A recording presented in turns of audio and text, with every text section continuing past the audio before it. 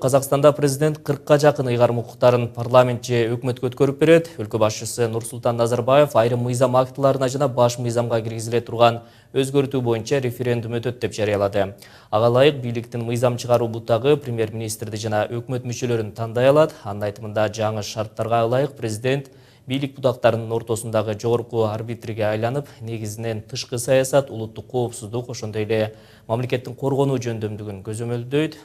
Президенттин демилгеси менен түзүлгөн топ конституциялык өзгөртүүлөрдү жана башка мыйзамдык актыларды иштеп чыккан. Назарбаев ыйгарым укуктарды бөлүштүрүү реформасына карабай Казакстанда президенттик башкаруу өкүм сүрөөрүн кошумчалады. Бул өзгөртүү учурда кандай кабыл алынууда жана ыйгарым укуктарды бөлүштүрүүдөн өлкө кандай пайда көрүүнү көздөп жатат?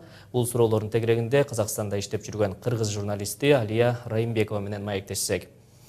Саламатсызбы? Назарбаев шаршемби күнү элге кайрылуу жасап, өзүнүн ыйгарым укуктарын бөлүшө турганын билдирди. Бул Казакстанда оппозиция жана эксперттер тарабынан кандай кабыл алынды? Алардын реакциясы кандай болуп жатат? Казакстандын президенти Нурсултан Назарбаев кечээ ыйгарым укуктарын бөлүштүрүү боюнча жасаган билдирүүсү коомдо кызуу талкуу жаратты. Мисалы, эксперт Эрлан Карин Facebook баракчасына жазган билдирүүсүндө президент Назарбаев сунуштаган реформа парламенттин статусун жогорулатып, өкмөттүн көз карандысыз иш алып баруусун камсыздайт деп айтты. Ошондой эле Карин президенттин ондогон ыйгарым укуктарынын өкмөткө жана парламентке берилиши менен өлкөдө президенттик башкаруу системасы кала берерин кошумчалады. Ал эми айрым эксперттер буга карама каршы пикирлерди айтышты. Мисалы, эксперт Досум Сатпаев Facebook баракчасына жазган билдирүүсүндө өкмөттүн көз карандысын камсыздоо бир аз кыйын болоорун, анткени өкмөт адатынча ордого карай берет деген пикирин билдирип чыкты. Президент Назарбаев айткандай, башкаруу системасында жасала турган реформалар өлкөнүн демократиялык нукта өнүгүшүн камсыздайт деп ишенип туралы.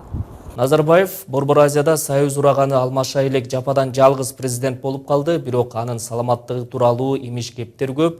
Кокусунан Назарбаев президенттиктен кетип кала турган болсо, мураскорун коюп кетет деген божомолдор бар. Алар кимдер болушу мүмкүн? Кимдердин ысымдары көп аталып жатат?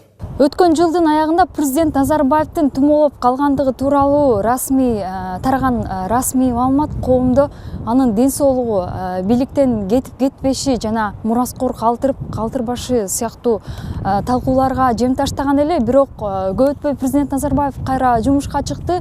Ага карата айтылган имиштердин баары жокко чыгарылды. Ал эми өзүнөн кийин мураскор калтырбай тургандыгын Назарбаев өткөн жылдын аягында чет элдик бир басылмага берген маегинде билдирген эле. Ал жерде Назарбаев мураскор калтырбай турганын жана өзүнүн 2020-жылга чейин бийликте кала турганын айткан. Казакстанда негизинен эл арасында Назарбаевдин аброю чоң экени айтылып келет. Сиз учурда Астанада иш алып барасыз, жеринен байкоо саласыз дегендей, карапайым эл Назарбаевге өздөрү кандай баа беришет? Президент Назарбаевдин өлкөдө аброю жогору деп айтсак жаңылышпайбыз, анткени Назарбаев жүргүзгөн саясаттын негизинде Казакстан өнүккөн өлкөлөрдүн катарына кирди. Бирок акыркы жылдардагы дүйнөлүк кризис, экономикалык кризис Казакстанга дагы терс таасирин тийгизди. Бирок ага карабастан Назарбаевдин демилгеси менен өлкөдө ачылып жаткан завод, фабрикалар калкка көптөгөн жумуш орундарын түзүп келет.